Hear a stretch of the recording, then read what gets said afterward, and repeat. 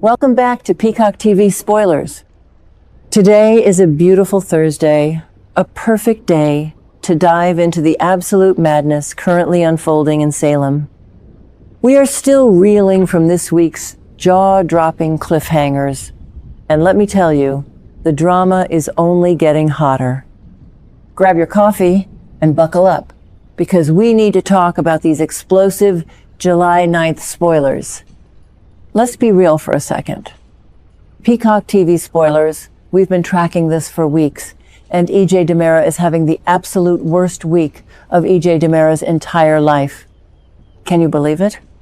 First, E.J. DiMera has to deal with Lexi Carver screaming at E.J. DiMera for bringing Lexi Carver back from the dead only for Lexi Carver's resurrection serum to fail. Then, E.J. DiMera has to face the horrifying reality that Kristen DiMera actually tried to murder Johnny DiMera. Kristen DiMera was furious that E.J. DiMera was not happy about Kristen DiMera trying to kill Johnny DiMera. That is crazy. But the absolute biggest nightmare for E.J. DiMera is the massive Coraceal scandal. DiMera Pharmaceuticals dumped tainted drugs on Smith Island, and those exact same tainted drugs severely poisoned Holly Jonas with arsenic. E.J. DiMera has been sweating bullets, terrified of going to federal prison. But here's the kicker. E.J. DiMera finally scores a massive villainous win on Thursday, July 9th. E.J. DiMera manages to completely erase all the evidence of the tainted drugs on Smith Island. E.J. DiMera cleans up the entire mess. Now, absolutely no one can trace the arsenic poison pills back to E.J. DiMera or DiMera Pharmaceuticals.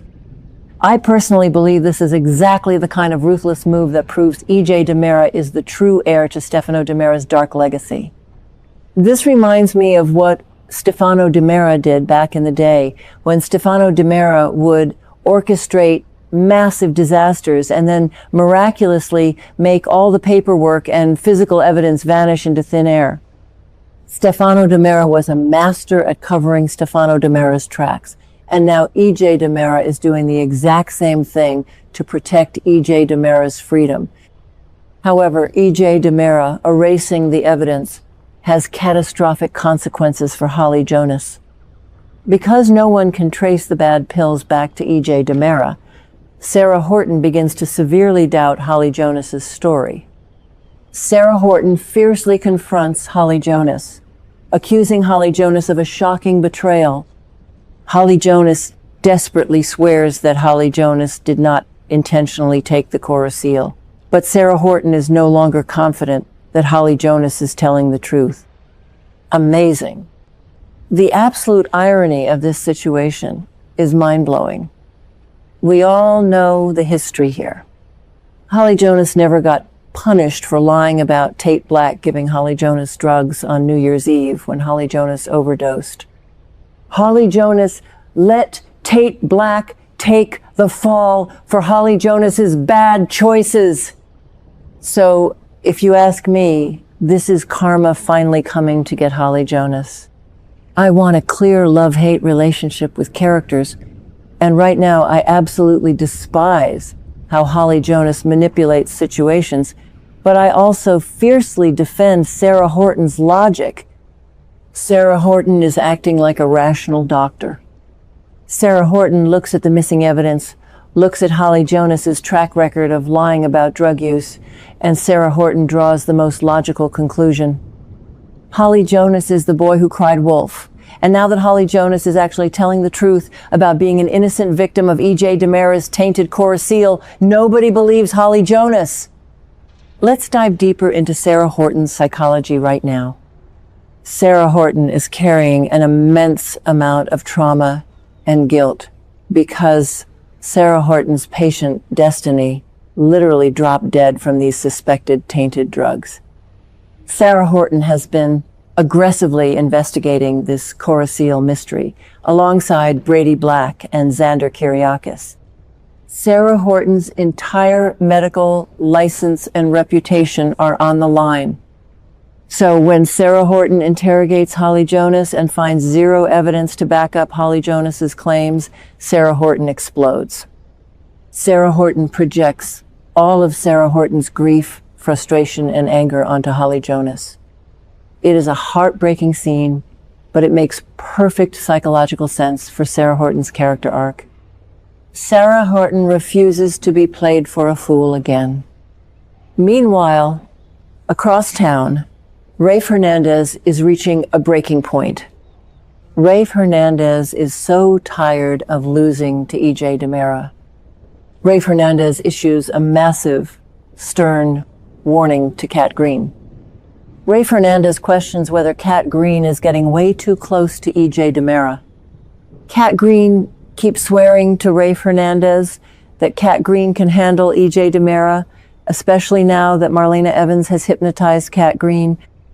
Kat Green is remembering more and more about Kat Green's days in Italy with E.J. DiMera. But Rafe Hernandez did not believe Kat Green before, and Rafe Hernandez certainly does not believe Kat Green now. Rafe Hernandez threatens to pull the plug on Kat Green's entire ISA operation.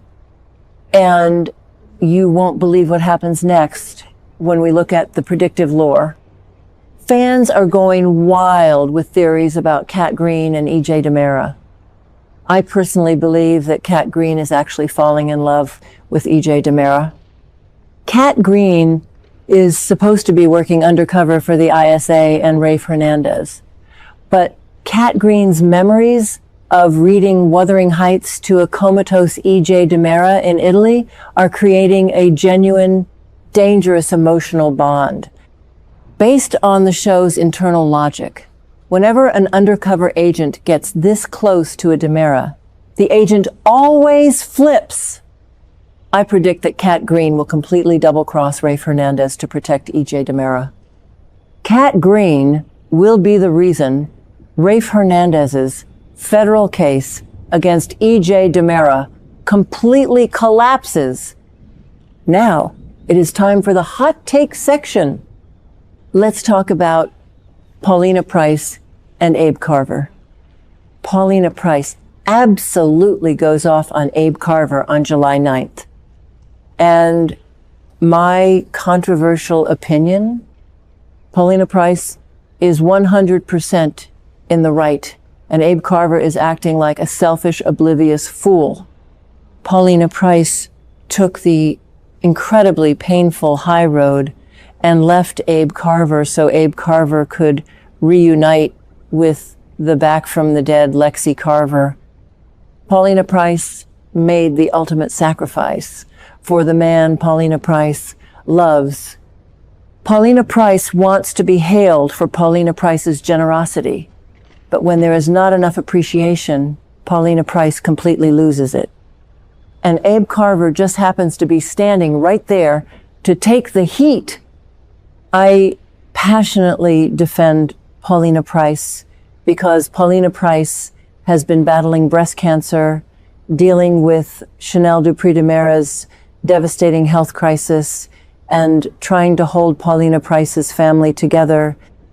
And what is Abe Carver doing? Abe Carver is living in a total fantasy world with Lexi Carver. Abe Carver is blissfully watching fireworks, completely ignoring the massive emotional bleeding of Paulina Price. Abe Carver does not even realize that Lexi Carver's resurrection serum from Dr. Wilhelm Rolf is failing, and that Lexi Carver is dying all over again. Abe Carver is so blinded by the past that Abe Carver is destroying the present. When Paulina Price screams at Abe Carver, it is not just about jealousy. It is about respect. Paulina Price stepped aside to give Abe Carver a miracle. But Abe Carver is treating Paulina Price like Paulina Price was just a temporary placeholder. That is crazy. I absolutely hate how the writers are making Abe Carver so insensitive right now. This reminds me of years ago when Abe Carver would get so self-righteous and completely ignore the emotional needs of the women in Abe Carver's life. Paulina Price deserves a standing ovation for Paulina Price's grace, and instead, Paulina Price is left crying to Marlena Evans for support. Paulina Price's explosion is totally justified, and I hope Paulina Price makes Abe Carver grovel for forgiveness. All of these storylines are colliding in the most spectacular way. E.J. DiMera is manipulating the entire town of Salem, leaving innocent people like Holly Jonas and Sarah Horton to tear each other apart over the Coruscant lies. E.J. DiMera is outsmarting Rafe Hernandez, while Kat Green plays a dangerous game of emotional roulette. And amidst all this corporate and criminal chaos, the deeply personal heartbreak of Paulina Price, Abe Carver, and Lexi Carver grounds the show in raw, devastating human emotion. The ripple effects of E.J. DiMera erasing that evidence on Smith Island will be felt for months. Because if Sarah Horton does not believe Holly Jonas, then Holly Jonas is completely isolated, which might drive Holly Jonas to do something incredibly reckless. Think about it. Holly Jonas is already physically fragile from the arsenic poisoning. Holly Jonas is grieving the presumed death of Sophia Choi. And now, the one adult who was trying to uncover the medical truth, Sarah Horton, has turned against Holly Jonas. Tate Black is the only person Holly Jonas has left. But will Tate Black stand by Holly Jonas when Sarah Horton presents the facts that E.J. DiMera so carefully manipulated? E.J. DiMera's victory is built on the absolute destruction of Holly Jonas's credibility. It is a masterclass in villainy, but it is deeply tragic for the victims left in E.J. DiMera's wake. Peacock TV spoilers, we are witnessing some of the best writing this soap has delivered in years. The stakes have never been higher. Will Sarah Horton realize that Sarah Horton is being played by E.J. DiMera before Sarah Horton completely destroys Holly Jonas?